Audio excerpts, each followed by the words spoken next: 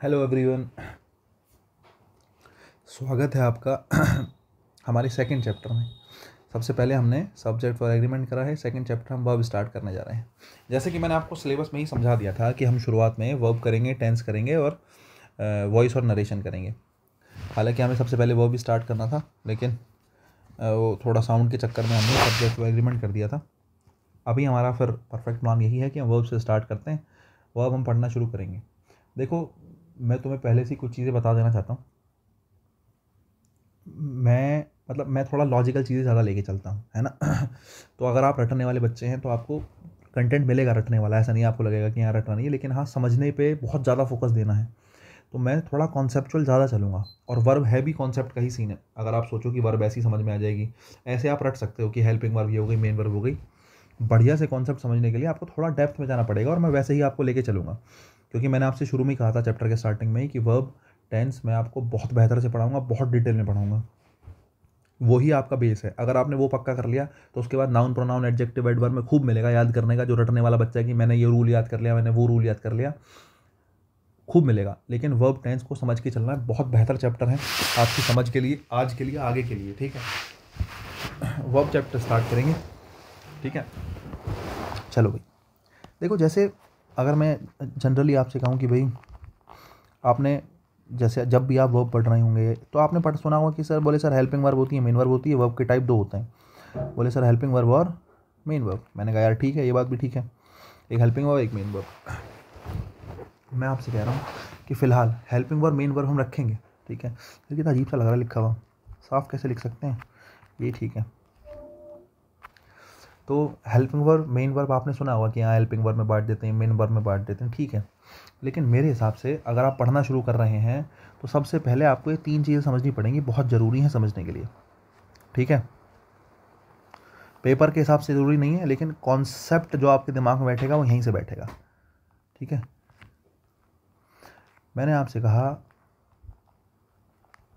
कि वर्ब को हम तीन भाग में बांट सकते हैं, डूइंग, हैपनिंग और बीइंग।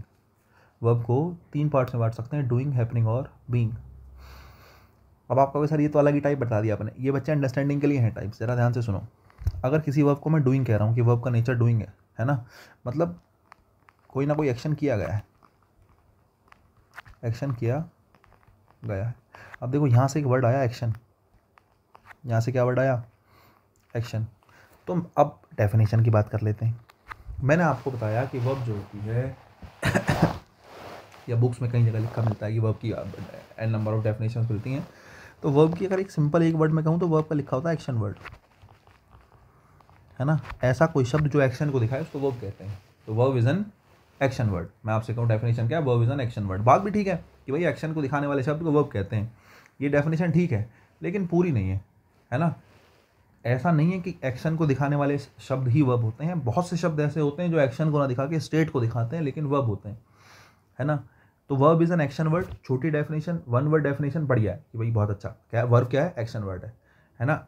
लेकिन मैंने कहा वर्ब को तीन भागों में बांटेंगे। यहाँ से आपको थोड़ा कॉन्सेप्ट समझ में आएगा कि मैं ये क्यों कह रहा हूँ कि verb is an action word.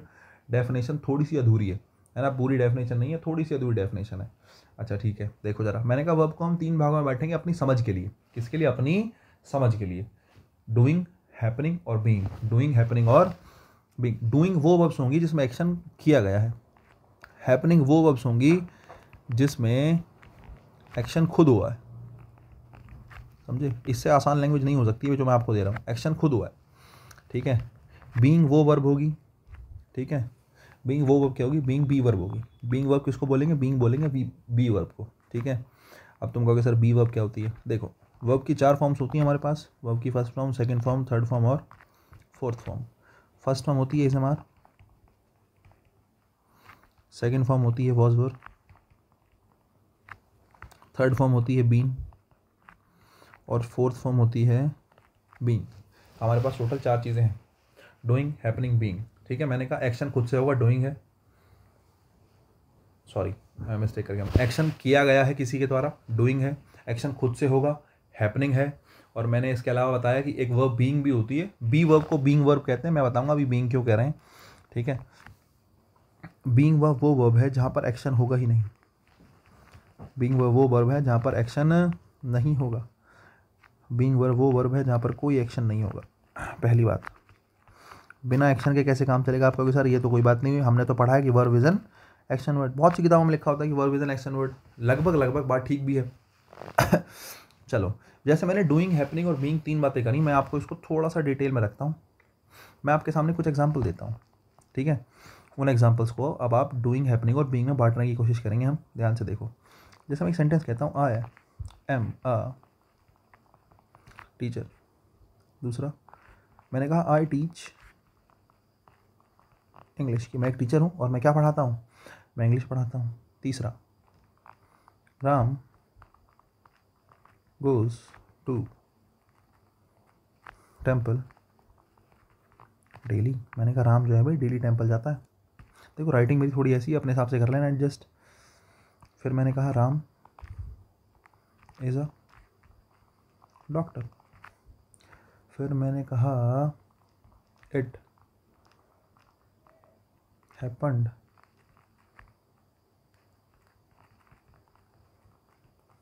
Accidentally. फिर मैंने कहा राम फेल डाउन। मैंने कुछ सेंटेंस दी, नंबरिंग कर लेते हैं, 1 2 3 4 5 6। और भी दूं क्या? कुछ 6 सेंटेंस हो गए। चलो एक और लिखो, द बेबी इज क्राइंग।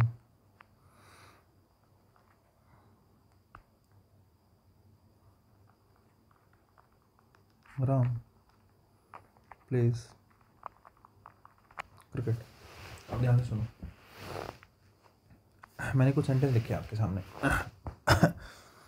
देखो, अगर मैं कहता हूँ आई एम अ टीचर, इसमें इज एम आर आया है। मैं अभी ऊपर बता के आया हूँ, क्या अभी ऊपर बता के आया हूँ कि बी वर्ब के साथ जो बी वर्ब की जो फैमिली है, हमारे पास वर्ब की 4 फॉर्म होती है, ध्यान रखना, फर्स्ट फॉर्म, सेकंड फॉर्म, है ना? फर्स्ट फॉर्म जो होती है उसको प्रेजेंट बोलते हैं, अगर आपको ना पता हो। सेकंड फॉर्म को पास्ट बोलते हैं, थर्ड फॉर्म को परफेक्ट बोलते हैं, फोर्थ फॉर्म को कंटिन्यूस बोलते हैं। बी वर्ब की 4 फॉर्म है हमारे पास। मैंने आपसे कहा is am are was verb been being कहीं आया है तो आप इसको बीइंग वर्ब कह रहे हैं, और बीइंग वर्ब ऐसी वर्ब होती है इसमें एक्शन नहीं होता। मैंने अभी इतना बताया, अभी बताता हूँ कैसे। मैंने कहा आई एम अ टीचर, मैं एक टीचर हूँ। यहाँ पर एक अकेली वर्ब आई है, यहाँ पर एक अकेली वर्ब आई है, एम। एक बात ध्यान रखना, अगर आपके पास 2 वर्ब हैं, अगर आपके पास कितनी वर्ब रखी हैं? 2 वर्ब रखी हैं, तो एक बात ध्यान रखो, अगर 2 वर्ब हैं तो ये बात पक्की होगी कि 2 वर्ब में से एक वर्ब हेल्पिंग वर्ब होगी और एक वर्ब क्या होगी? मेन वर्ब होगी। अगर आपके पास सेंटेंस में कहीं 3 वर्ब रखी हैं तो एक बात ध्यान रखिएगा, 2 हेल्पिंग वर्ब होंगी और एक उसमें से क्या होगी? एक उसमें से मेन वर्ब होगी। और आपके पास एक वर्ब अकेली रखी है, केवल एक ही वर्ब है सेंटेंस में, तो वो कभी हेल्पिंग वर्ब नहीं हो सकती, वो हमेशा क्या ही होगी? मेन वर्ब होगी। कॉन्सेप्ट ये है कि कुल मिला के अगर सेंटेंस में वर्ब की बात कर रहे हैं तो मेन वर्ब आपके पास कितनी होगी? एक ही मेन वर्ब होगी, बाकी जो बची हुई होंगी वो हेल्पिंग वर्ब हो सकती हैं। जैसे मैंने कहा एक सेंटेंस है आई एम अ टीचर, इसमें केवल एक अकेली वर्ब है एम, तो ये हेल्पिंग वर्ब तो है नहीं। फिलहाल ये कैसी वर्ब है? फिलहाल ये मेन वर्ब है। फिलहाल ये कैसी वर्ब है? फिलहाल ये मेन वर्ब है।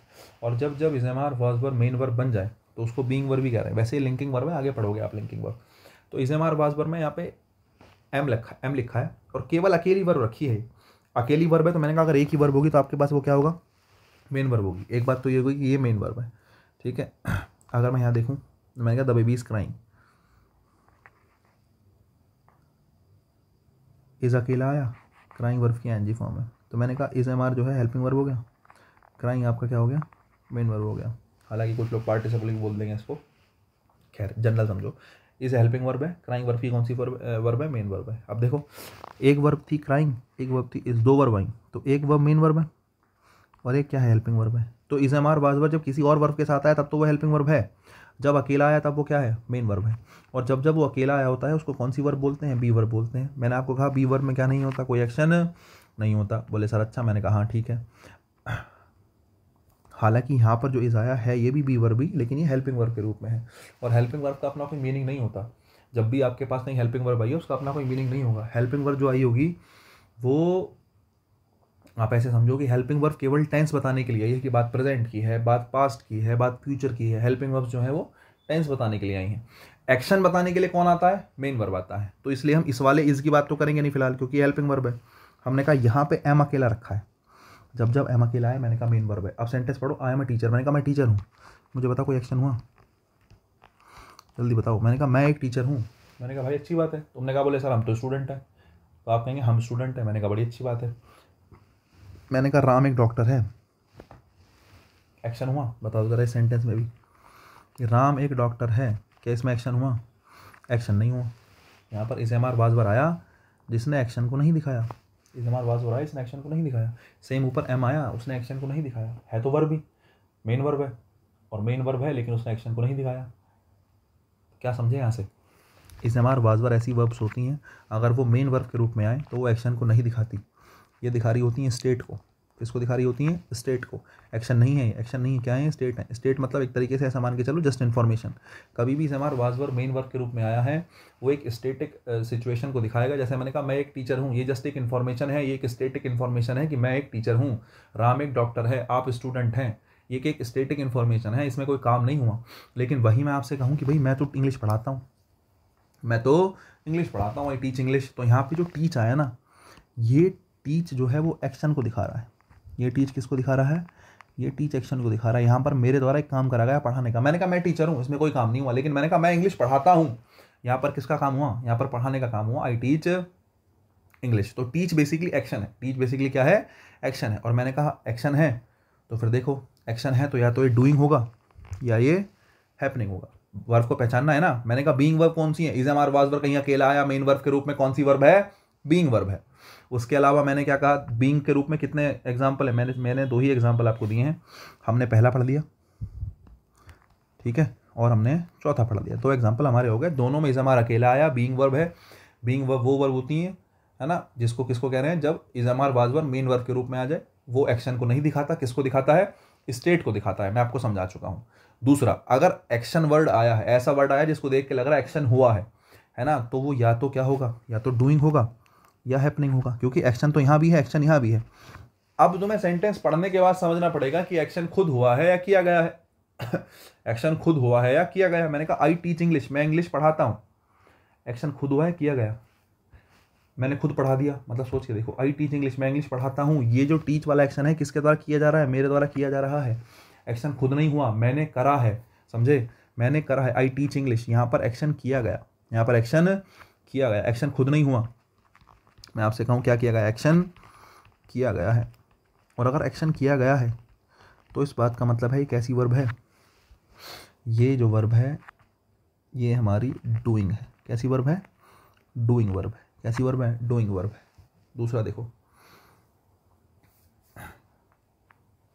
ये सेंटेंस डूइंग हो गया। एक बार ये देखना जरा, नंबर 8, मैंने कहा राम प्लेस क्रिकेट, राम क्या खेलता है, राम क्रिकेट खेलता है।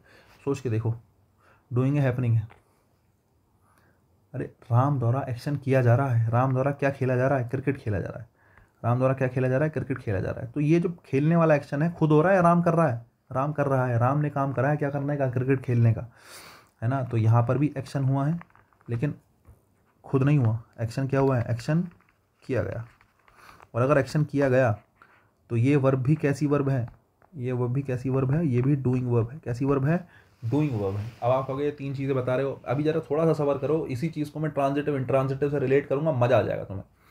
प्लेस कैसी वर्ब है, प्लेस डूइंग वर्ब है। अब देखो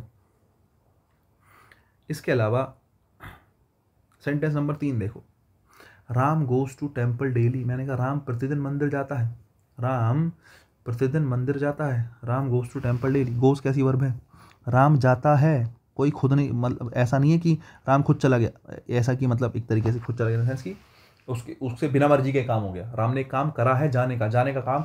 इस गोस का डूअर कौन ही है, करने वाला कौन ही है, राम है। गो वाला एक्शन किसने करा है, राम ने किया है। तो एक्शन खुद नहीं हुआ, एक्शन किया गया। अब कुछ लोगों को लग रहा होगा कि यार हो सकता है खुद हुआ हो, खुद वाले एग्जाम्पल अभी दूंगा, टेंशन ना लो। अगर एक्शन खुद हुआ है तो बच्चे ये गोज भी कैसी वर्ब है, ये भी डूइंग वर्ब है। कैसी वर्ब है, डूइंग, जिसमें एक्शन किया गया है। अब ध्यान से सुनो, नंबर 3 भी हो गया, नंबर 8 भी हो गया। अब मैं तुमसे कहूँ it happened accidentally, it happened accidentally, माना मैंने आपसे कहा कि एक सेंटेंस करके दिखाओ भाई, तो आपने वो सेंटेंस सॉल्व करा। आपने जब सेंटेंस सॉल्व करा तो सेंटेंस सॉल्व करने के बाद आपसे गलती हो गई कुछ ना कुछ। मैंने कहा भाई मतलब जो भी आपने इसमें एरर निकाला उसमें गलती हो गई। मैंने कहा भाई ये कैसे कर दिया, मैंने तो सिखाया था। तो आप कहेंगे सर ये तो मेरे से गलती से हो गया, ये मेरे से गलती से हो गया। तो जब इसको इंग्लिश में लिखूंगा तो मैंने लिखा इट हैपन एक्सीडेंटली। बोले ये तो गलती से हो गया है। तो आप अगर कोई चीज़ गलती से हुई है इसका मतलब आपने करी होगी या खुद हो गई, सोच के बताओ। इट हैपन एक्सीडेंटली, गलती से हो गया। गलती से हो गया मतलब तुमने खुद नहीं करा, ऐसा कि तुमने एक्शन कर दिया हो, जानबूझ के तुमने करा हो, तुमसे गलती से हो गया है, समझे। तो एक्शन तुमने नहीं करा, एक्शन खुद हुआ है, समझ रहे हो। एक्शन खुद हुआ है। और अगर एक्शन खुद हुआ है तो ये वर्ब्स डूइंग नहीं कैसी होती हैं, ये जो हैपन है ये कैसी वर्ब है, डूइंग वर्ब है, हैपनिंग है, ये हैपनिंग वर्ब है। कैसी वर्ब है ये, हैपनिंग वर्ब है, डूइंग नहीं। चलो कोई बात नहीं, बोले सर मुझे नहीं है समझ में बात। मैंने कहा अच्छा कोई बात नहीं। नंबर 6 देखो, राम फेल डाउन, राम नीचे गिर गया। अब तुम खुद बताओ ये एक्शन किया गया है, राम गया जाके बोले आज तो गिर के दिखाऊंगा, और जा गया और राम जाके गिर गया। सोच के देखो क्या ये बात ठीक है, राम फेल डाउन, राम नीचे गिर गया, तो राम ने तैयारी करी हो, प्लानिंग करी हो कि आज जाके गिर के दिखाऊंगा। तो ये एक्शन राम ने करा नहीं है, ये एक्शन खुद हुआ है। तो आप कह सकते हो राम फेल डाउन में जो फेल वर्ब है ये एक्शन खुद हुआ है, ये एक्शन खुद हुआ है। कैसा हुआ है एक्शन, ये एक्शन खुद हुआ है। और अगर खुद हुआ है तो ये फेल भी कैसी वर्ब है, ये फेल भी कैसी वर्ब है, हैपनिंग वर्ब है। कैसी वर्ब है ये, हैपनिंग वर्ब है। फिर से देखो, ठीक है। सेंटेंस नंबर 7 देखो, द बेबी इज क्राइंग, बच्चा रो रहा है। अब देखो, हालांकि बेबी के मामले में तो खुद भी मान सकते हैं, बिना खुद के भी चला लो, दोनों ही बातें ठीक हैं। हो सकता है बच्चा खुद ही रो पड़ा हो, है ना, या फिर हुआ किसी द्वारा करा गया हो। द बेबी इज क्राइंग अगर मैं लेके चलूँ तो क्राइंग हो सकता है बच्चा खुद ही रो पड़ा, है ना। ऐसी दिक्कत है कि मतलब भूख भूख लग रही थी, कुछ हो गया था, बच्चा खुद ही रो पड़ा। लेकिन कुल मिला के रोने का एक्शन करा किसके द्वारा गया है, रोने का एक्शन किसके द्वारा किया गया है, बेबी के द्वारा किया गया है। कुल मिला के एक एक्शन है रोना, है ना, जो बच्चे ने करा है।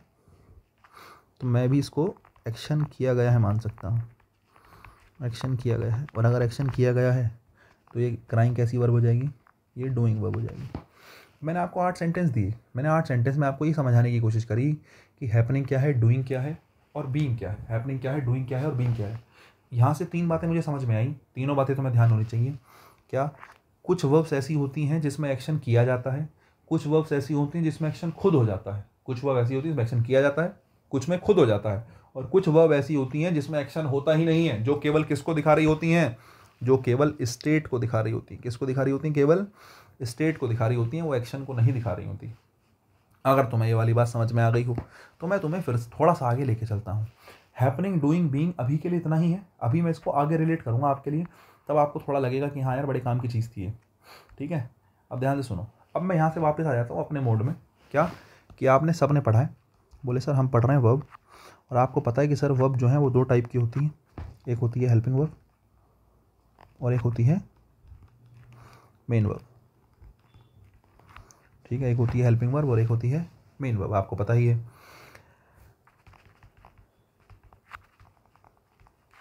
हेल्पिंग वर्ब की बात करूं तो हेल्पिंग वर्ब में क्या क्या आ जाता है, देखो जैसे मैंने बी वर्ब की बात करी थी, बी वर्ब हेल्पिंग वर्ब में आ जाती है। कहीं इज, एम, आर या फिर वॉज वर्ब मिल गया, क्या है, हेल्पिंग वर्ब है, ठीक है। हेल्पिंग वर्ब में कई बार हैव फैमिली मिल जाती है, ठीक है। कई बार क्या मिल जाती है, हैव की फैमिली मिल जाती है, जहाँ पर आपको हैज़, हैव, हैड में से कुछ रखना होता है, ठीक है। हालांकि जब जब हैज़, हैव, हैड अकेला आएगा तो वो मेन वर्ब होगा। मैंने कहा जब जब एक वर्ब आई है तो वो हेल्पिंग वर्ब है ही नहीं, वो मेन वर्ब है। हैज़, हैव, हैड में हैव जो फैमिली है ये हेल्पिंग वर्ब में आ जाता है, और एक मॉडल्स होते हैं जनरली। हालांकि और भी बहुत सी चीज़ें होती हैं, लेकिन मैं बेसिक ओवरव्यू दे रहा हूँ।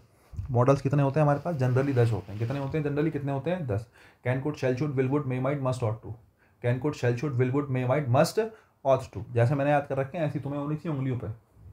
Can, could, shall, should, will, would, may, might, must, ought to. कहूँ तो लिख दूँ, can, could, shall, should, may, might,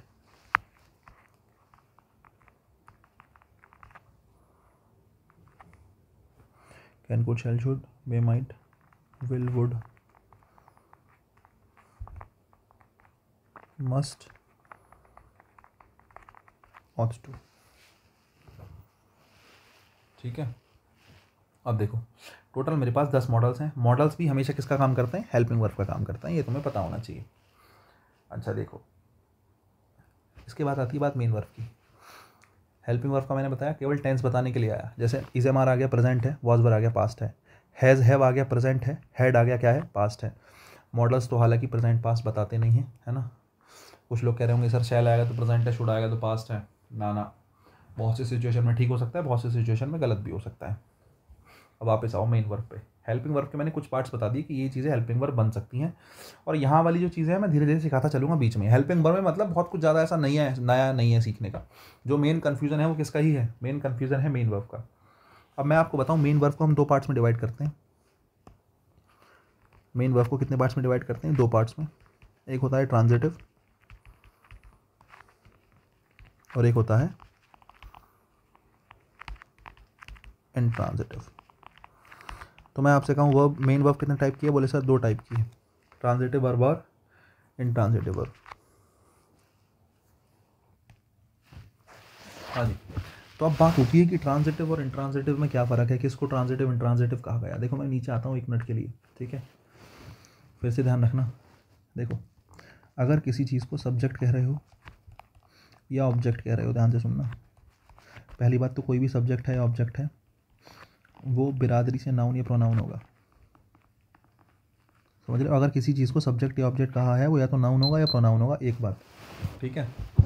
दूसरी बात ये है कि चलो सब्जेक्ट तो क्लियर है, एक ही होगा।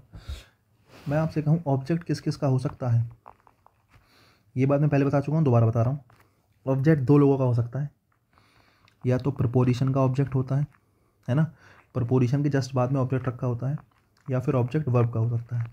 अगर मैं किसी चीज़ को कह रहा हूँ कि ऑब्जेक्ट है, अगर मैंने कहा कि भाई ये जो है ऑब्जेक्ट है, तो तुम्हें ये पता होना चाहिए अगर वो मैंने ऑब्जेक्ट कहा है तो वो 2 लोगों से बिलोंग कर सकता है, या तो वो बिलोंग करता होगा किसी प्रपोजिशन से या वो बिलोंग करता होगा किसी वर्ब से। पक्की बात है। अब सुनो ध्यान से, अगर ऑब्जेक्ट है तो अगर प्रपोजिशन है तो उसके साथ ऑब्जेक्ट होगा। ये बात पक्की है कि प्रपोजिशन के साथ 100% क्या होगा? ऑब्जेक्ट होगा, है ना। हालांकि कुछ एडवर्बियल प्रपोजिशन नाम की चीज़ होती है ना। मैं हर बार ये एक्स्ट्रा इन्फॉर्मेशन इसलिए दे देता हूँ कि कई बार बच्चे नीचे कमेंट करते हैं, अरे सर हमें पता है कि कई बार प्रपोजिशन होती है उसके साथ ये नहीं आता वो नहीं आता। तो मैं ये कहना चाहता हूँ कि जनरल कॉन्टेक्स्ट में चलना है हमें, कि जनरली ऐसा होता है ना। एक आधा एक्सेप्शनल केस कुछ चल रहा है तो वो अलग चीज़ है। जैसे मैंने कहा एडवर्बियल प्रपोजिशन जो होती है उसके साथ ऑब्जेक्ट नहीं है ना। लेकिन हाँ, जनरली प्रपोजिशन होती है तो प्रपोजिशन के साथ उसका ऑब्जेक्ट 100% होगा। प्रपोजिशन बिना ऑब्जेक्ट के चलेगी ही नहीं। प्रपोजिशन अपने साथ कोई नाउन या प्रोनाउन लेके चलेगी, वो नाउन या प्रोनाउन क्या कहलाएगा? ऑब्जेक्ट कहलाएगा, एक बात। दूसरी बात करते हैं वर्ब की। भाई वर्ब बहुत चूजी है ना। वर्ब के पास ऑब्जेक्ट हो भी सकता है और ऑब्जेक्ट नहीं भी हो सकता। जब वर्ब के पास ऑब्जेक्ट नहीं होगा तो वो इंट्रांजिटिव वर्ब कहलाएगी। कैसी वर्ब कहलाएगी? Intransitive verb. जब वर्ब के पास ऑब्जेक्ट होगा तो वो कैसी वर्ब कहलाएगी?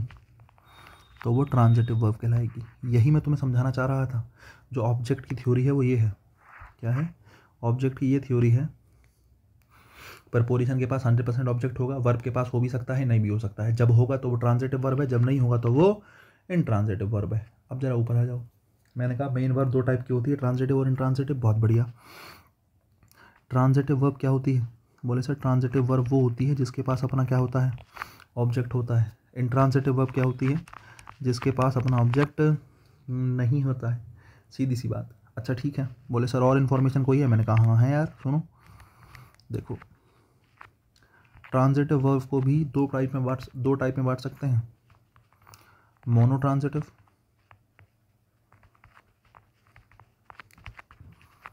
Die transitive. अगर जानते हो थोड़ी वोकेबलरी तो कहीं अगर मोनो लिखा होता है ना, कहीं अगर क्या लिखा होता है? मोनो लिखा होता है, तो मोनो का मतलब किससे निकलता है? एक से। मतलब मोनो ट्रांजिटिव वो ट्रांजिटिव वर्ब्स होती हैं जिनके पास कितना ऑब्जेक्ट होता है? एक ऑब्जेक्ट होता है। डाई ट्रांजिटिव वो ट्रांजिटिव वर्ब्स होती हैं, डाई मतलब 2, जिसके पास कितने ऑब्जेक्ट होते हैं? जिसके पास 2 ऑब्जेक्ट होते हैं। कहने का मतलब है वर्ब के पास ऑब्जेक्ट एक भी हो सकता है, 2 भी हो सकते हैं, और हो सकता है कि ऑब्जेक्ट ना भी हो। समझे? ऑब्जेक्ट होगा तो ट्रांजिटिव वर्ब है, एक होगा तो मोनो ट्रांजिटिव, 2 होगा तो डाई ट्रांजिटिव। और अगर है ही नहीं तो वो इंट्रांजिटिव। 3 सिचुएशन मैंने आपके सामने रखी। वर्ब के टाइप हो गए, हेल्पिंग वर्ब, मेन वर्ब। अब तुम कहोगे सर यहाँ से क्या काम की बात है? बच्चे ट्रांजिटिव इंट्रांजिटिव वर्ब आपको स्ट्रक्चर में बहुत मदद करती है। कहाँ पे प्रपोजिशन आनी चाहिए, कहाँ पे नहीं आनी चाहिए, ट्रांजिटिव वर्ब बताएगी, इंट्रांजिटिव वर्ब बताएगी। कब ऑब्जेक्ट आना चाहिए, ऑब्जेक्ट नहीं आना चाहिए, नाउन प्रोनाउन रखा है तो एक्स्ट्रा रखा है कि नहीं रखा है, नाउन प्रोनाउन है तो किससे बिलोंग करता है। ये सारी चीज़ों की इन्फॉर्मेशन ट्रांजिटिव इंट्रांजिटिव से ही निकल के आती है। अगर आपको पहचान होगी तो बड़ा अच्छा होगा। अब आपने कहा बोले सर आपने तो ओवरव्यू दे दिया, पहचान करने का कोई तरीका है कि क्या ट्रांजिटिव क्या इंट्रांजिटिव? मैंने कहा यार तरीका तो है। बोले सर बताओ कुछ। देखो एक चीज़ और जो बेसिक चीज़ है मैं आपको बता दूं, अगर कहीं वर्ब रखी है या चलो कहीं प्रपोजिशन रखी है तो प्रपोजिशन के बाद उसका जनरली क्या रखा होता है, ऑब्जेक्ट रखा होता है। स्ट्रक्चर की बात कर रहा हूँ, स्ट्रक्चर ऐसी होती है कि प्रपोजिशन के बाद ऑब्जेक्ट होता है। दूसरी स्ट्रक्चर की बात करूँ, अगर कहीं वर्ब रखी है तो वर्ब से पहले सब्जेक्टिव केस होता है और वर्ब के बाद ऑब्जेक्टिव केस होता है। तो अगर वर्ब का ऑब्जेक्ट आ रहा है तो जनरली वर्ब के बाद आएगा, है ना। इंटरोगेटिव सेंटेंस में कई बार ऑब्जेक्ट पहले आ जाता है WH वर्ड के रूप में, वो बात अलग है। जनरली ऑब्जेक्ट वर्ब के बाद और वर्ब से पहले क्या आएगा, सब्जेक्ट आएगा। ये 2 बातें तुम्हें पता होनी चाहिए। अब मैं कुछ सेंटेंस लिखता हूँ, मैं कुछ सेंटेंस लिखता हूँ और उन सेंटेंसेस को देखने के बाद आपको समझना पड़ेगा कौन सा ट्रांजिटिव कौन सा इंट्रांजिटिव। मैं बताऊँगा अभी कि कैसे मैंने पहचाना, ठीक है। जैसे मैंने ऊपर एक सेंटेंस लिखा था, द बेबी इज क्राइंग। क्या द बेबी इज क्राइंग। दूसरा सेंटेंस में लिख देता हूँ वही सेंटेंस, आई टीच इंग्लिश। तीसरा मैं लिख देता हूँ राम इज प्लेइंग क्रिकेट, ठीक है।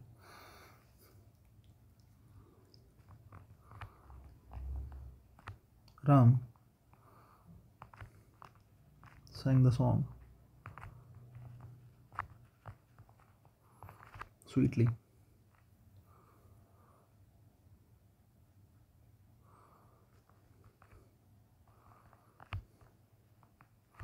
The man is selling smartphones.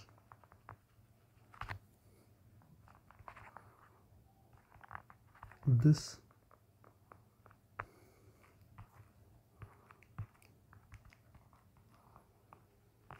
phone is selling like hotcakes. देखो भाई,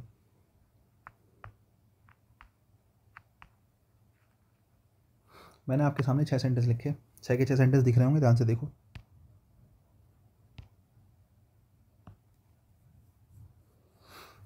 मैंने कहा द बेबी इज क्राइंग। अब तुम कहोगे सर पता कैसे चलेगा, कौन सा तरीका है बताओ ज़रा। मैंने कहा बिल्कुल बताते हैं भाई।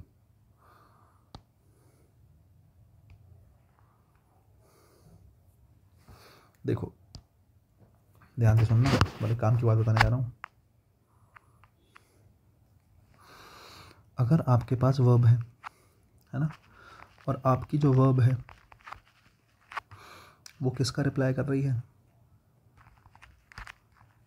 व्हाट या फिर whom। हिंदी होती है क्या, whom की होती है किसका किसकी। अगर नहीं जानते हो तो लिख दिया मैंने।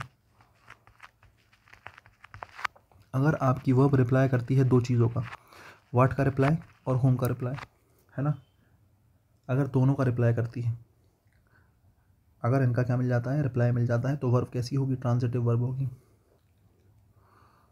अगर व्हाट या whom का रिप्लाई नहीं मिलता है तो ये इंट्रांजिटिव वर्ब होगी। इतनी सी बात है। रुको,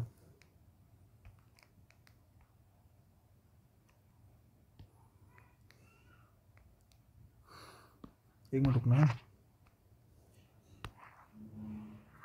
नीचे लिख लेते हैं, जगह कम थी यार वहाँ पे।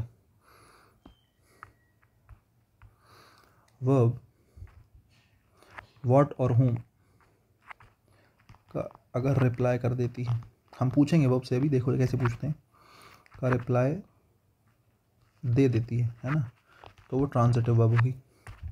और व्हाट और whom का रिप्लाई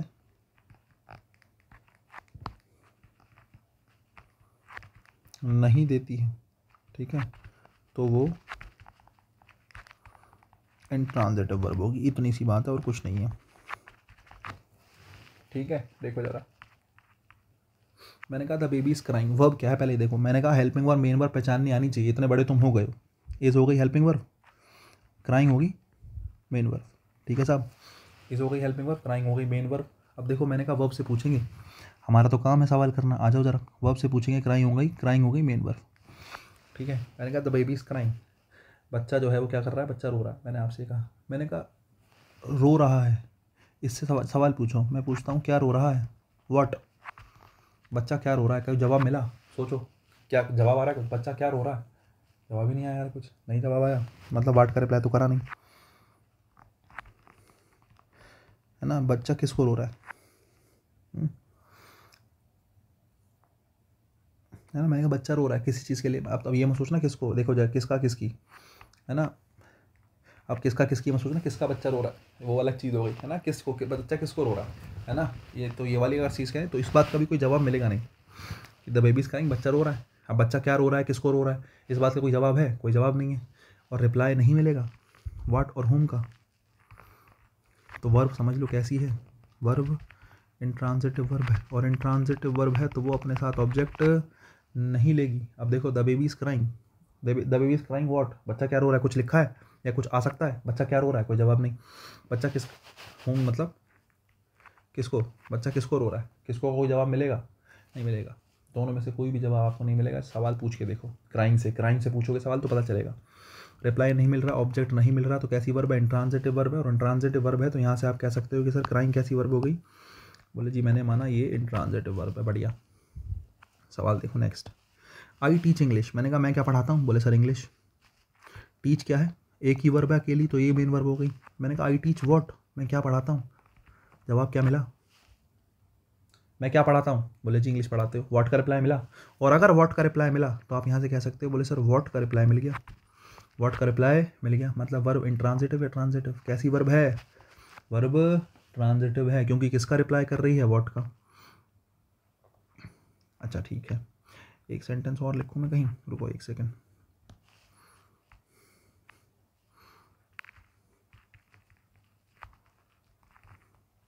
मैंने एक सेंटेंस लिखा, राम हेल्प्ड मी, राम ने मेरी हेल्प करी। मैंने एक सेंटेंस लिखा कि राम हेल्प्ड मी, बोले अच्छी बात है सर, हेल्प कर दी। ज़रा देखना, राम हेल्प्ड, राम ने हेल्प करी, ये वर्ब है, अकेले रखी है ये वर्ब है। वर्ब से पहले सब्जेक्टिव केस हो सकता है, वर्ब के बाद ऑब्जेक्ट हो। देखो ऑब्जेक्ट है कि नहीं। मैंने कहा राम ने हेल्प करी, मैंने पूछा हूम, बोले यार किसकी हेल्प करी, जवाब मैं, बोले मेरी हेल्प करी। मैंने कहा किसकी हेल्प करी, बोले मेरी। तो हूम का रिप्लाई मिला, और अगर हूम का रिप्लाई मिल गया, क्या हुआ, हूम का रिप्लाई मिल गया। अगर हूम का रिप्लाई मिल गया तो वर्ब फिर से कैसी है, ट्रांजिटिव वर्ब है। और अगर तुम इतनी बात देख के समझ पाए कि जब होम का रिप्लाई मिल रहा है तो ये लीविंग है। होम का रिप्लाई कैसा है, होम का रिप्लाई कैसा है, लीविंग है। और व्हाट का रिप्लाई देखो कैसा है, व्हाट का रिप्लाई में इंग्लिश आया, इंग्लिश लीविंग है नॉन लिविंग है, इंग्लिश कैसा है, नॉन लिविंग है। तो अगर इतनी बात तुम्हें समझ में आई तो यहाँ से एक बात हमने और सीखी कि जब जब व्हाट का रिप्लाई मिलेगा, जब जब व्हाट का रिप्लाई मिलेगा तो वो कैसा होगा, नॉन लिविंग होगा। व्हाट का रिप्लाई कैसा होगा, नॉन लिविंग होगा। हालांकि इसका एक्सेप्शन हो सकता है, लेकिन तुम्हारे लैग के पेपर में ना आएगा, ठीक है। अगर मैंने कहा होम का रिप्लाई, किसका रिप्लाई, होम का रिप्लाई अगर मिलेगा, अगर कभी भी होम का रिप्लाई मिलता है तो वो कैसा होगा, नॉन लिविंग या लिविंग। होम का रिप्लाई जब जब मिलेगा कैसा होगा, होम का रिप्लाई हमेशा कैसा होगा, लिविंग होगा। होम का जब भी रिप्लाई मिलेगा, होम मतलब किसको, है ना, या किसकी, किसको तो खैर गलत हो जाएगा, किसकी, है ना, किसका है किसकी। तो किसका है किसकी अगर रिप्लाई मिलेगा तो उस सिचुएशन में आप ये मान के चलो कि जब भी रिप्लाई निकल के आएगा वो कोई पर्सन होगा। मेरा राम ने मेरी सहायता करी, मैं जानता हूँ राम को, मैं कहता I know Ram, I know Ram. मैंने पूछा आई नो हूँ, मैं किसको जानता हूँ, बोले राम को जानते हो, तो किसको का रिप्लाई मिला कि नहीं, हाँ तो वही है, ठीक है। ये मैं समझाना चाह रहा था। अगर तुम्हें बात समझ में आ गई हो तो ज़रा ध्यान से देखो। मैंने कहा Ram is playing cricket, Ram is playing, Ram खेल रहा है, मेन वर्ब है, is am are helping verb है। राम इज प्लेइंग वॉट, क्या खेल रहा है राम? बोले सर क्रिकेट खेल रहा है। वॉट का रिप्लाई मिला तो वर्ब कैसी है? ट्रांजिटिव वर्ब है। और क्या कैसी वर्ब है? ट्रांजिटिव वर्ब है। नेक्स्ट देखो, Ram sang the song sweetly. Ram sang the song sweetly, Ram ने गाना गाया, बड़ी मधुर आवाज़ में गाना गाया। राम सैंग, राम ने गाया, ये हो गई वर्ब। मैंने पूछा क्या गाया? आपने कहा सर गाना गाया। मैंने कहा किसका रिप्लाई मिल रहा है? राम सैंग वॉट, क्या गाया? गाना गाया। वॉट का रिप्लाई मिला। अगर वॉट का रिप्लाई मिला तो ये कैसी वर्ब है? ट्रांजिटिव वर्ब है। फिर से देखो, the man is selling smartphones, यहाँ पर देखो सेल वर्ब है, sell. The man is selling smartphones, मैंने कहा the man is selling what, ये आदमी क्या बेच रहा है? आपने रिप्लाई करा, बोले सर स्मार्टफोन्स बेच रहा है। वॉट का रिप्लाई मिला, वॉट का रिप्लाई मिला, तो सेलिंग यहाँ पर कैसी वर्ब है? ट्रांजिटिव वर्ब है। अब देखो यहाँ पर सेलिंग ट्रांजिटिव वर्ब है, the man is selling smartphone, selling कैसी वर्ब है? ट्रांजिटिव वर्ब है, क्योंकि किसका रिप्लाई कर रहा है? वॉट का। ये आदमी क्या बेच रहा है? मैंने कहा स्मार्टफोन्स बेच रहा है। वहीं सेम सेंटेंस में नीचे सेलिंग आया, सेंटेंस पढ़ो, this phone is selling like hot cakes, है ना, this phone is selling like hot cakes. अब ध्यान से सुनना, this phone is selling like hot cakes, पहले तो देखो तुम्हें पता हुआ लाइक प्रपोजिशन है, हॉट केक्स उसका ऑब्जेक्ट है। ये चलो छोड़ो, इसको छोड़ो, प्रपोजिशन ऑब्जेक्ट को भी छोड़ दो। मैंने कहा this phone is selling like hot cakes, ये फोन बिक रहा है। लाइक हॉट केक्स मतलब कोई चीज़ तेजी से बिक रही होती है तो उसको सेलिंग लाइक हॉट केक्स कहते हैं, है ना। ये एक ईडियम भी है, जब आप देखोगे ईडियम्स पढ़ोगे तो वहाँ पे मिलेगा सेलिंग लाइक हॉट केक्स, मतलब किसी चीज़ का बहुत तेजी से बिकना, तो वो सेलिंग लाइक हॉट केक्स है। तो अब मैंने सेंटेंस में लिखा this phone is selling like hot cakes, तो ये फ़ोन, अब देखो फ़ोन बेच रहा है या फ़ोन बिक रहा है, सोचो, है ना। अगर मैं हिंदी निकालूंगा तो फ़ोन बेच रहा है, फ़ोन बिक रहा है। आप कहोगे बोले सर फ़ोन बिक रहा है, तो this phone is selling like hot cakes, तो फ़ोन बिक रहा है। अब मैंने पूछा फ़ोन क्या बिक रहा है, रिप्लाई मिलेगा। फ़ोन किसको बिक रहा है, रिप्लाई मिलेगा। फ़ोन क्या बिक रहा है, फ़ोन किसको बिक रहा है, रिप्लाई नहीं मिलेगा। व्हाट और हुम का रिप्लाई मिलेगा ही नहीं, निकाल के देखो, नहीं मिलेगा। और अगर रिप्लाई नहीं मिलेगा तो फिर सीधी सीधी बात है, ये कैसी वर्ब है? इंट्रांजिटिव वर्ब है। कैसी वर्ब है ये? इंट्रांजिटिव वर्ब है। ध्यान से देखना, सेल ही ट्रांजिटिव वर्ब है यहाँ पे और सेल ही इंट्रांजिटिव वर्ब है। तो एक चीज़ यहाँ से 5 नंबर और 6 नंबर से हमें समझ में आती है कि कई बार वर्ब 2 प्रकार के नेचर रखती है। वर्ब ट्रांजिटिव भी हो सकती है, वर्ब इंट्रांजिटिव भी हो सकती है, दोनों तरीके के काम वर्ब कर सकती है, लेकिन ये पहचानने की जिम्मेदारी आपकी है कि ट्रांजिटिव है या इंट्रांजिटिव है। अब आप पहचानोगे कैसे? पहचानोगे डूअर से। अब ध्यान से देखो, सॉरी, सेल का काम मैन कर सकता है? बताओ ज़रा, अगर सेल का काम मैन ने करा हो तो सेल का डूअर मैन हो सकता है, एक्शन हुआ होगा। सेल का काम क्या कर सकता है? सेल का काम मैन कर सकता। सॉरी गाइस, थोड़ा डिस्टर्बेंस हो गया था बीच में। हाँ, तो मैं कह रहा था कि सेलिंग का, बेचने का काम कौन कर रहा है? बेचने का काम कर रहा है मैन, और ये कर सकता है क्योंकि मैन डूअर है। मैन डूअर है, वो बेचने का काम कर रहा है ना। मैन डूअर है, वो बेचने का काम कर रहा है। मतलब ये जो है ना सेलिंग, ये सेलिंग डूइंग वर्ब है। कैसी वर्ब है ये डूइंग वर्ब है। This phone is selling like hot cakes, phone बिक रहा है बहुत तेज़ी से। क्या बेचने का काम फ़ोन कर सकता है? क्या सेलिंग का काम फ़ोन कर सकता है? सोच के देखो, क्या बेचने का काम फ़ोन कर सकता है? फ़ोन किसी चीज़ को कैसे बेच देगा, या फ़ोन खुद को कैसे बेच देगा? बेचने वाला कोई और होगा, फ़ोन बेच नहीं रहा, फ़ोन बिक रहा है। तो आपको समझ में आना चाहिए सेलिंग यहाँ पर क्या है? डूइंग नहीं, कैसी है?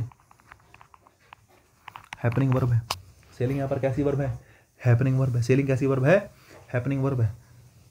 अच्छा ठीक है, कुल मिला के आपको ट्रांजिटिव इंट्रांजिटिव मुझे लगता है समझ में आया होगा। ट्रांजिटिव इंट्रांजिटिव क्या आया होगा? समझ में आया होगा। मैंने बहुत सी वर्ब ली हैं, 6-7 सेंटेंस लिए हैं, ट्रांजिटिव इंट्रांजिटिव समझाया है।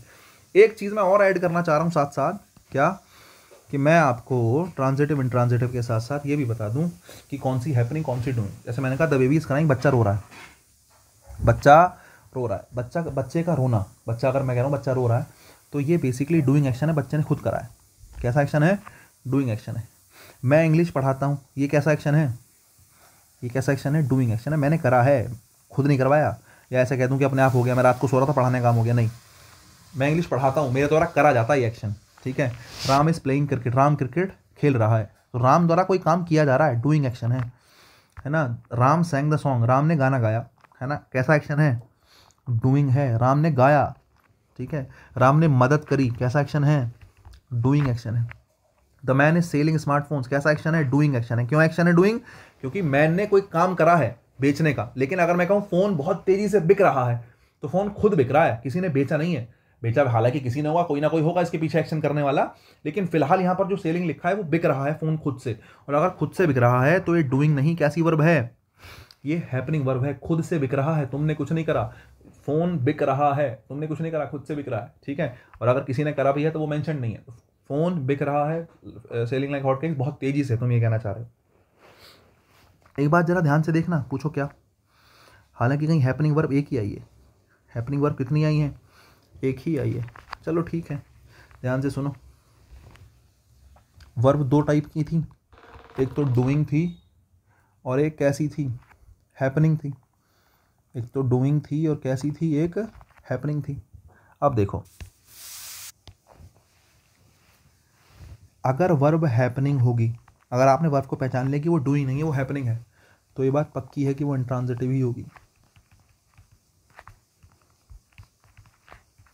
अगर वर्ब हैपनिंग होगी तो बात पक्की है कि वो इंट्रांजिटिव होगी। अच्छा ठीक है, बोले सर अगर वर्ब डूइंग हुई, तो यार डूइंग में दोनों पॉसिबिलिटी है, तुम्हें समझनी पड़ेगी देख के कि वो ट्रांजिटिव भी हो सकती है और इंट्रांजिटिव भी हो सकती है। अब तुम कहोगे सर पता क्या करें, ट्रांजिटिव इंट्रांजिटिव या डूइंग हैपनिंग, दोनों में से जो समझ में आ रहा है वो कर लो। डूइंग हैपनिंग तुम्हारी मदद करेगा ये पता करने में कि वर्ब ट्रांजिटिव है या क्या है, इंट्रांजिटिव है ना। देखो ध्यान से, अब मैंने तुमसे कहा कि डूइंग ट्रांजिटिव इंट्रांजिटिव दोनों हो सकती है। जरा देखो एग्जांपल दूं तुम्हें इस बात का, देखो ध्यान से सुनना। पहला सेंटेंस डूइंग है, पहला सेंटेंस कैसा है, डूइंग है, लेकिन डूइंग के साथ साथ कैसा है, इंट्रांजिटिव है। बाकी डूइंग के साथ साथ कैसे भी हैं, डूइंग के साथ साथ ट्रांजिटिव भी हैं, समझ रहे हो, डूइंग के साथ साथ कैसे भी हैं, ट्रांजिटिव भी हैं। अभी मैं और सेंटेंस भी दे दूंगा। तो डूइंग की कंडीशन में तुम्हें देखना पड़ेगा ट्रांजिटिव है या कैसा है, इंट्रांजिटिव है। लेकिन अगर वर्ब हैपनिंग होगी, अगर वर्ब कैसी होगी, हैपनिंग होगी, तो फिर ये बात पक्की है, ये बात 100% श्योर है कि वो इंट्रांजिटिव होगी। अब आप कहोगे सर एक वर्ब और बताई थी, बीइंग। बच्चे बीइंग में तो एक्शन होता ही नहीं है, बीइंग में तो एक्शन होता नहीं है, तो बीइंग तो एक्शन को दिखाती नहीं। बीइंग वर्ब किसको दिखाएगी, बीइंग वर्ब दिखाएगी, बीइंग वर्ब दिखाएगी स्टेट को, समझ रहे हो, स्टेटिक सिचुएशन को दिखाएगी। जैसे मैंने कहा आई एम अ टीचर है, यू आर अ स्टूडेंट है, राम इज अ डॉक्टर है, ये सारी सिचुएशन को दिखाएगी बीइंग वर्ब। तो बीइंग का एक्शन से कोई खास लेना देना है नहीं। डूइंग और हैपनिंग का है, तो डूइंग और हैपनिंग का मैंने बता दिया, हैपनिंग वर्ब होगी तो इंट्रांजिटिव होगी, डूइंग होगी तो ट्रांजिटिव है, इंट्रांजिटिव भी हो सकती है। तो अब ये जो डूइंग हैपनिंग है ना, ये तुम्हारी मदद करेगा, कहीं तुम फंस जाओगे तो ये डूइंग हैपनिंग तुम्हारी मदद करेगा। जैसे ये दो सेंटेंस देखो, इन दोनों सेंटेंस में तुम्हें पता चल गया यार ये हैपनिंग वर्ब है, खुद से एक्शन हुआ है। और अगर एक्शन खुद से हुआ है, और अगर एक्शन खुद से हुआ है तो फिर सोचने की बात ही नहीं, वो हैपनिंग वर्ब होगी। और हैपनिंग वर्ब्स कैसी होती हैं, इंट्रांजिटिव होती है। इसी वजह से ये हॉट केक्स जो है ना, हॉट केक्स ये ऑब्जेक्ट है ना, लेकिन सेलिंग कैसी वर्ब है, इंट्रांजिटिव। और इंट्रांजिटिव वर्ब के अंदर ऑब्जेक्ट लेने की क्षमताएं तो होती नहीं है।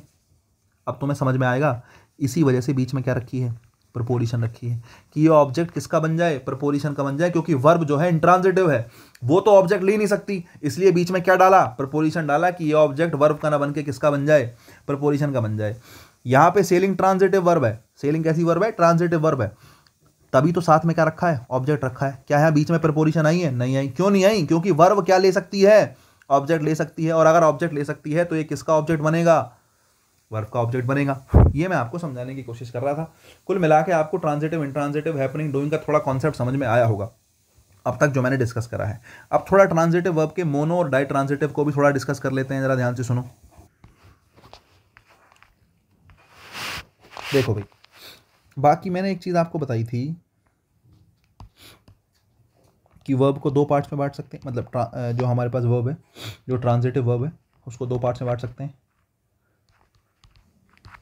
वो भी साफ सा लिखता हूँ,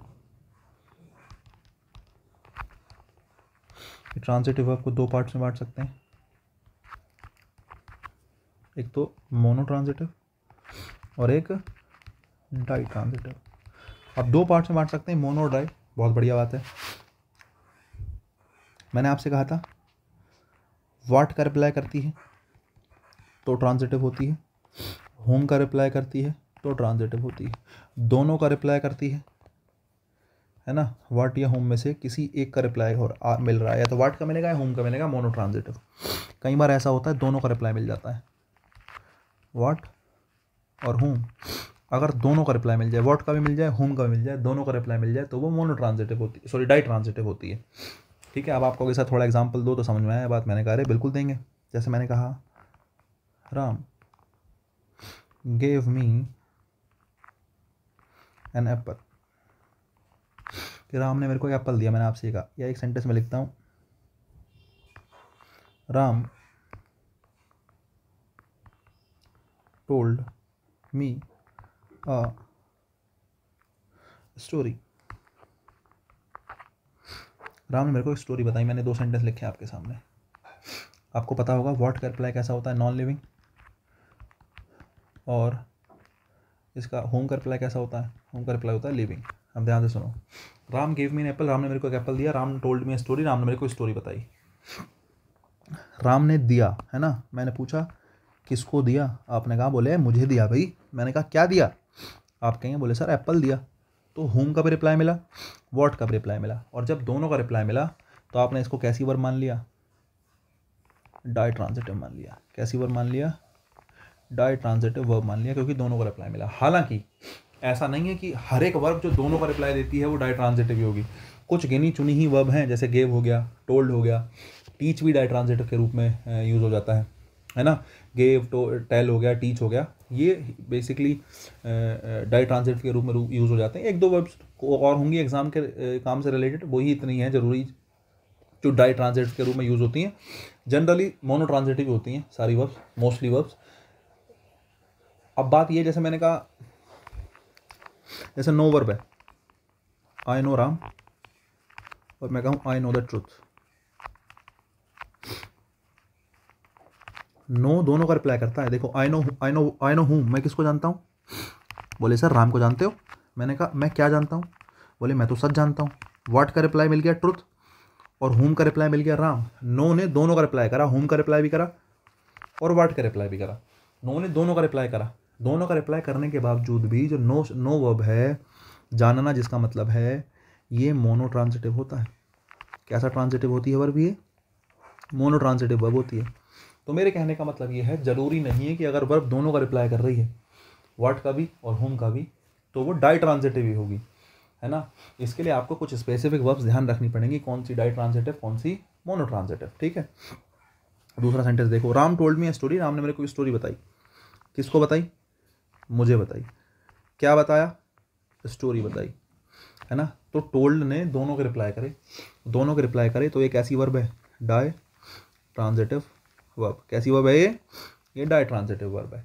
अच्छा, बात क्लियर हो गई डाई ट्रांजिटिव। आप कहोगे सर मोनो ट्रांजिटिव, अरे ऊपर जितनी बताई हैं सब मोनो ट्रांजिटिव ही तो हैं, ये भी मोनो ट्रांजिटिव है, उसके अलावा ये भी मोनो ट्रांजिटिव है, ये भी मोनो ट्रांजिटिव है, ये भी मोनो ट्रांजिटिव है, सब ये भी मोनो ट्रांजिटिव है। जिसका एक ऑब्जेक्ट है वो तो मोनो ट्रांजिटिव है ही, ठीक है। 2 ऑब्जेक्ट है तो डाई ट्रांजिटिव, व्हाट और होम का रिप्लाई करेगी। एक चीज़ यहाँ से सीखने के लिए मिल जाती है, अगर मैं सेंटेंस को किसी और तरीके से लिखना चाहूँ तो हम टू का यूज़ कर लेते हैं, ध्यान से सुनना, ठीक है। राम गेव, अगर मैं इसको नॉन लिविंग को पहले लिखता हूँ, Ram gave an apple, Ram gave an apple, और लिविंग को बाद में लिखता हूँ, तो उसमें किसका यूज़ करते हैं, बीच में टू का यूज़ करते हैं। क्यों करते हैं, देखो रिसीवर के लिए यूज़ हो रहा है, वैसे तो किसके लिए यूज़ हो रहा है, रिसीवर के लिए। टू प्रपोजिशन जो है वो रिसीवर को दिखाती है, रिसीवर के लिए यूज़ हो रहा है। अब फिलहाल के हिसाब से तुम ज़्यादा मत सोचो, तुम इतना ध्यान रखो, पहले लिविंग को रखते हैं, बाद में नॉन लिविंग को रखते हैं। लेकिन अगर नॉन लिविंग को पहले रखें और लिविंग को बाद में रखें, तो ऐसी सिचुएशन में बीच में किसका यूज़ करते हैं, टू का। ये ध्यान रखना है। इसी को देख लो, जैसे मैं राम टोल्ड में स्टोरी को मैं लिखता हूँ, राम टोल्ड आ स्टोरी, राम ने एक स्टोरी बताई। किसे बताई, मुझे बताई।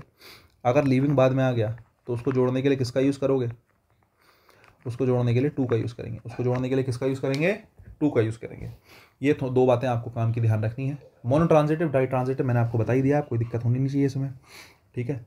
चलो भाई थोड़ा सा और आगे चलते हैं, अभी आपको बताऊंगा मैं 2-4 चीज़ें और काम की, सुनो। देखो कुछ और बताऊं, चलो मैं एक बार पहले फिर से थोड़ा सा रिवाइज करवा देता हूँ, ध्यान से सुनो। सबसे पहले मैंने बताया वर्ब एक एक्शन वर्ड है, ये हमने डेफिनेशन पढ़ी थी। तो एक्शन वर्ड जो है वो वर्ब होगा। इसको मैंने 3 भागों में बांटने की कोशिश करी, डूइंग, हैपनिंग और बीइंग, जिससे आपकी वर्ब की थोड़ी समझ बढ़े। वर्ब को 3 पार्ट में हमने डिवाइड करा, डूइंग, हैपनिंग और बीइंग। ये हालांकि एग्जाम से रिलेटेड जरूरी नहीं है, लेकिन आपकी समझ के लिए बहुत जरूरी है कि 3 पार्ट्स में डिवाइड करें, डूइंग, हैपनिंग, बीइंग। एक्शन किया गया है, डूइंग है, खुद हुआ है, बीइंग है, खुद हुआ है, हैपनिंग है। और अगर कोई एक्शन हुआ ही नहीं, जस्ट एक इन्फॉर्मेशन, स्टेटिक इन्फॉर्मेशन कुछ है, तो उसके लिए बीइंग का यूज़ करते हैं। Being verb, is am are, was verb होती हैं जनरली।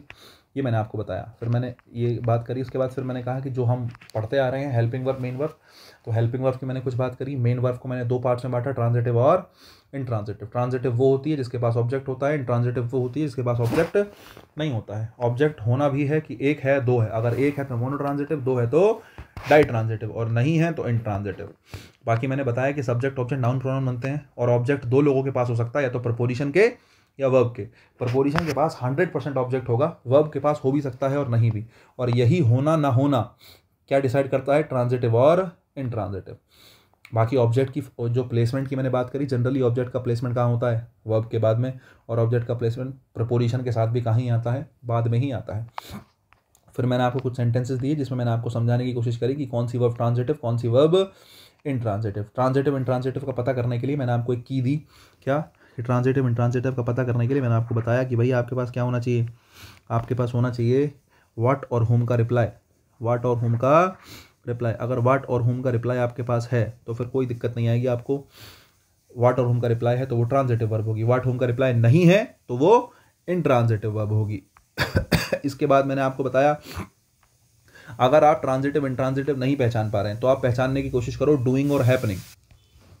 डूइंग और हैपनिंग पहचानने की कोशिश करो।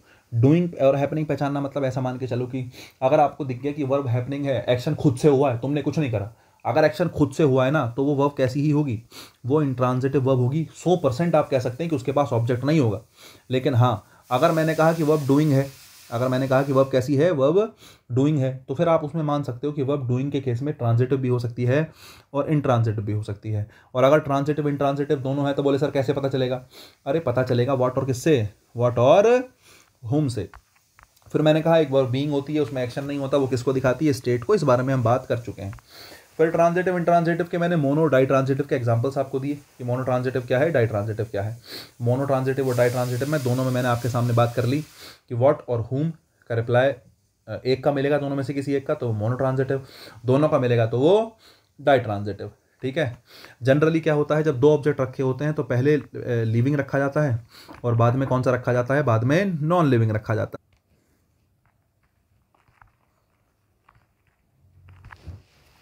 अगर इसके सीक्वेंस को बदल दें, नॉन लिविंग को पहले रख दें और लिविंग को बाद में रख दें, तो जनरली बीच में किसका यूज़ करते हैं, टू का यूज़ करते हैं, है ना। बीच में जनरली तो टू ही आता है। अच्छा फिर से देखो, Ram told a story to me. ठीक है, वही मैंने काम करा, राम टोल्ड मी स्टोरी। पहले क्या रखा है, लिविंग रखा है, बाद में नॉन लिविंग रखा है। तो नॉन लिविंग को पहले रखूँ, लिविंग को बाद में रखूँ, तो बीच में किसका यूज़ किया जाता है, टू का यूज़ किया जाता है। ठीक है। बाकी दो ऑब्जेक्ट होते हैं, मैंने बता दिया, व्हाट और हुम दोनों का रिप्लाई मिलता है। ये बात और ध्यान रखने की है, मैंने आपको बताया क्या कि अगर ऐसा हो, कैसा हो कि दोनों का रिप्लाई कोई वर्ब कर रही है तो जरूरी नहीं है वो डाई ट्रांजिटिव होगी। हो सकता है कि वो एक का ही रिप्लाई एक्सेप्ट करे। जैसे मैंने कहा नो दोनों का रिप्लाई करती है, नो होम का भी रिप्लाई करती है, नो व्हाट का भी रिप्लाई करती है, नो दोनों का रिप्लाई करती है। लेकिन दोनों का रिप्लाई करने के बावजूद भी नो कैसी ट्रांजिटिव है, मोनो ट्रांजिटिव है। एक बार में एक ही ऑब्जेक्ट रखा जाएगा नो के साथ, चाहे तो लिविंग रख लो चाहे नॉन लिविंग रख लो। लेकिन कुछ वर्ब होती हैं ऐसी जो दोनों ऑब्जेक्ट साथ में ले लेती हैं, जैसे गिव है, ठीक है, टेल है। इसके अलावा टेल के अलावा मैंने आपको बताया टीच हो सकती है, आई टीच यू इंग्लिश। मैं तुम्हें क्या पढ़ाता हूँ, इंग्लिश पढ़ाता हूँ, तो I teach you English. You living object और इंग्लिश नॉन लिविंग ऑब्जेक्ट। ठीक है, इनका सीक्वेंस बदलेंगे तो बीच में किसका यूज़ कर लिया जाएगा, बीच में टू का यूज़ कर लिया जाएगा। ये कुछ कहानी मैंने आपको समझाने की कोशिश करी है। ठीक है, ट्रांजिटिव इंट्रांजिटिव के बारे में और डूइंग हैपनिंग के बारे में मैंने बहुत कुछ डिस्कस करा है। मुझे लगता है आप लोगों की समझ में बात आई होगी। ठीक है, और एक दो चीज़ें मैं आपको बताता हूँ। देखो यहाँ से आपको थोड़ा कुछ क्लियर होगा। जैसे मैंने एक सेंटेंस लिखा, मैंने लिखा कि राम डाइड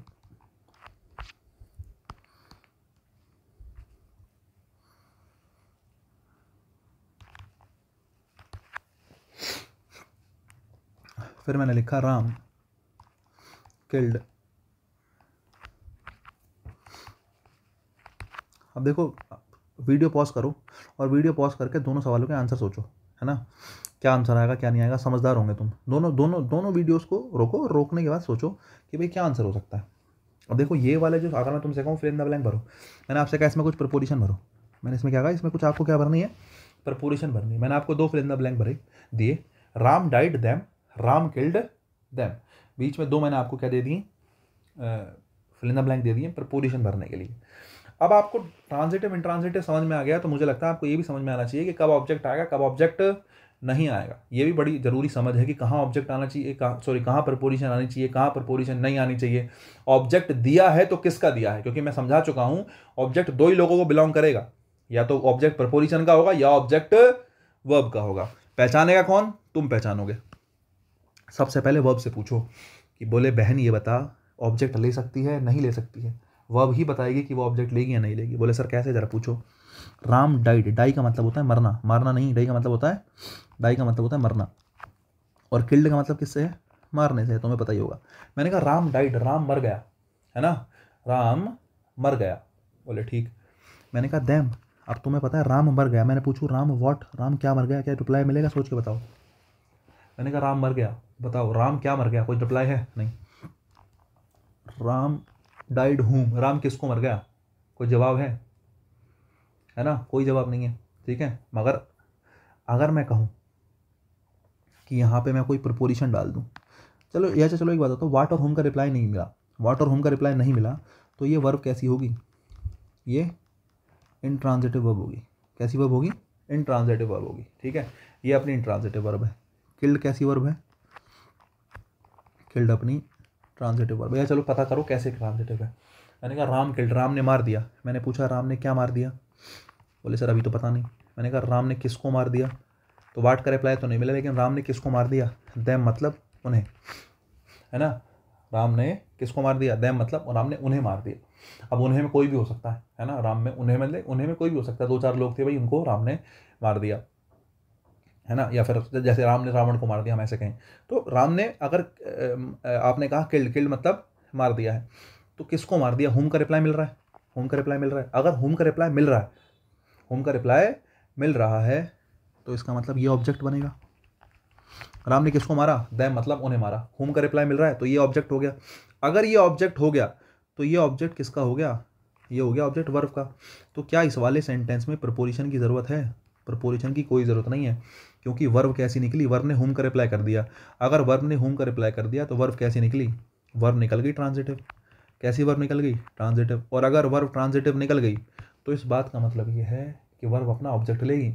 इसका मतलब दैम किसका ही ऑब्जेक्ट है, वर्ब का ऑब्जेक्ट है। यहाँ प्रपोजिशन की कोई ज़रूरत नहीं है। वहीं ऊपर वाले सेंटेंस में मैंने कहा राम डाइड वॉट, राम जो है मर गया, क्या मर गया, राम डाइड हूम, है ना, राम किसको मर गया, ऐसा कुछ आप कहना चाह रहे हो। तो इसमें दिक्कत है, दोनों में से किसी का रिप्लाई मिला नहीं, तो वर्ब हो गई इंट्रांजिटिव।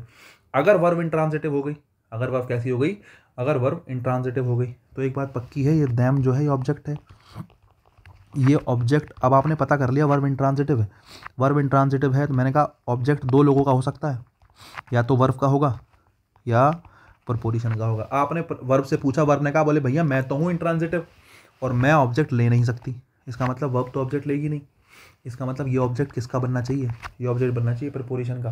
तो अब तुम्हें ये बात समझ में आनी चाहिए कि इस वाले सेंटेंस में यहाँ कुछ ना कुछ क्या रखनी पड़ेगी, प्रपोजिशन रखनी पड़ेगी। इस वाले सेंटेंस में यहाँ कुछ ना कुछ क्या रखनी पड़ेगी, प्रपोजिशन रखनी पड़ेगी। वो प्रपोजिशन इस दैम को अपना क्या बनाएगी, ऑब्जेक्ट बनाएगी।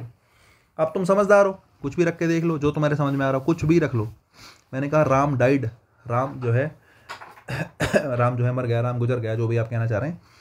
मैं हो सकता है उनके लिए मर गया हो, राम डाइड फॉर देम, कि राम अच्छा व्यक्ति था, Ram died for them, Ram उनके लिए मर गया।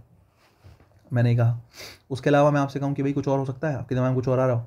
हाँ बोले सर हो सकता है, राम डाइड, हो सकता है वो लोग भी मर गए हो, राम डाइड विद देम, उनके साथ राम भी मर गया हो, ठीक है। फॉर देम विद देम, मैंने कहा Ram died because of them, हो सकता है उन्होंने कुछ गड़बड़ कर दी हो, उस वजह से किसकी डेथ हो गई हो, उस वजह से राम की डेथ हो गई, Ram died because of them, ठीक है। हो सकता है राम उनसे पहले मर गया हो, है ना, राम डाइड बिफोर देम। हो सकता है राम उनके बाद मरा हो, राम डाइड आफ्टर देम। तो फॉर हो गया, विद हो गया, बिकॉज ऑफ हो गया, बिफोर हो गया, आफ्टर हो गया, ठीक है। ये जितने भी शब्द हैं ये सब के सब क्या हैं, प्रपोजिशन हैं। और इनमें से कोई सा भी रख लो, चाहे फॉर रख लो, चाहे विद रख लो, चाहे बिकॉज ऑफ रख लो, चाहे बिफोर रख लो, चाहे आफ्टर रख लो, ये सारी की सारी प्रपोजिशन, कोई सा भी एक प्रपोजिशन रखोगे, ये सब के सब प्रपोजिशन अपना ऑब्जेक्ट किसको बनाएंगी, अपना ऑब्जेक्ट बनाएंगी किसको, दैम को। किसका बनाएंगी, दैम को बनाएंगे। ये प्रपोजिशन, ये ऑब्जेक्ट दैम जो है प्रपोजिशन का क्यों बनाना पड़ा? क्योंकि वर्ब कैसी थी? इंट्रांजिटिव थी, वो ऑब्जेक्ट ले नहीं सकती, इसलिए मैंने ऑब्जेक्ट किसको दे दिया? मैंने ऑब्जेक्ट दे दिया प्रपोजिशन को। इसलिए ऊपर वाले सेंटेंस में मुझे प्रपोजिशन रखनी पड़ी, जबकि नीचे वाले सेंटेंस में प्रपोजिशन की कोई जरूरत नहीं है, क्योंकि किल्ड जो है ट्रांजिटिव वर्ब है, और अगर वर्ब ट्रांजिटिव है तो वो अपना क्या लेगी? वो अपना ऑब्जेक्ट लेगी, इसलिए किल्ड ने अपना ऑब्जेक्ट दैम ले लिया। ये दो सेंटेंस मेरे समझाने का मकसद ये था कि ऑब्जेक्ट दो लोगों का हो सकता है, या तो प्रपोजिशन का या वर्ब का। कब प्रपोजिशन आएगी, कब नहीं आएगी, ये भी समझना जरूरी है। कौन सी वर्ब अपने साथ ऑब्जेक्ट लेगी, कौन सी वर्ब अपने साथ ऑब्जेक्ट नहीं लेगी, ये मैं बता चुका हूं ट्रांजिटिव और इंट्रांजिटिव में। ये सारी बातें हमने आज डिस्कस करी हैं। ये बहुत इंपॉर्टेंट क्लास है, मैं आपको बताऊं। अगर आपको लगता है कि आपको कन्फ्यूजन हो रहा है या थोड़ा दिक्कत हो रही है, टिपिकल चीज़ें हैं थोड़ी सी, मैं जेन्युइनली बता रहा हूँ, इतना ईजी नहीं है। लेकिन अगर आपको लग रहा है थोड़ा मुश्किल लग रहा है ना, एक बार फिर से देख लेना, है ना। अगर मुश्किल लग रहा है कि यार मेरे से नहीं हो पा रहा, मुझे समझ में नहीं आ रहा, एक बार फिर से देख लेना। लेकिन बहुत बेहतर होगा, बहुत ज़रूरी होगा कि आप इन चीज़ों को बड़े बेहतर तरीके से करें। इस क्लास को बड़े अच्छे से मगअप कर लें अपने लिए, है ना। बहुत अच्छे से आप इसको पढ़ लेंगे तो आपको बहुत ईजी हो जाएंगी चीज़ें। मैं भी आगे जैसे लेके चलूँगा, आपको मज़ा आ जाएगा कि हाँ यार ये तो बड़ी सही चीज़ हो गई, मेरे को बड़ा क्लियर हो गया, है ना। ये पहली क्लास बहुत ज़रूरी है, इसको अच्छे से रिवाइज कर लेना, एक बार नहीं 2 बार पढ़ देना। लेकिन हाँ, ये कॉन्सेप्ट तो मैं क्लियर हूँ कि कौन सी वर्ब डूइंग, कौन सी वर्ब हैपनिंग, कौन सी वर्ब बीइंग, कौन सी वर्ब ट्रांजिटिव, कौन सी वर्ब इंट्रांजिटिव, कौन सी मोनो ट्रांजिटिव, कौन सी डाई ट्रांजिटिव, मोनो ट्रांजिटिव में कितने ऑब्जेक्ट, डाई ट्रांजिटिव में कितने ऑब्जेक्ट, कब प्रपोजिशन आएगी, कब प्रपोजिशन नहीं आएगी, ऑब्जेक्ट आया है तो किसका होगा, ऑब्जेक्ट दो लोगों का हो सकता है, वर्ब का या प्रपोजिशन का, अगर वर्ब का है तो क्यों है, प्रपोजिशन का है तो क्यों है। ये सारी बातें मैंने आज की क्लास में डिस्कस कर ली हैं, और ये सारी बातें आपको पता होनी चाहिए। इस क्लास को अच्छे तैयार करो, बाकी काम कल करते हैं, आज के लिए इतना ही रखेंगे। बीच में हो सकता है थोड़ा बहुत डिस्टर्बेंस हुआ हो, खाना वगैरह बनना था, और तो मैं माफ़ी चाहता हूँ उसके लिए। बाकी आज के लिए इतना रखते हैं, बाकी काम कल करेंगे।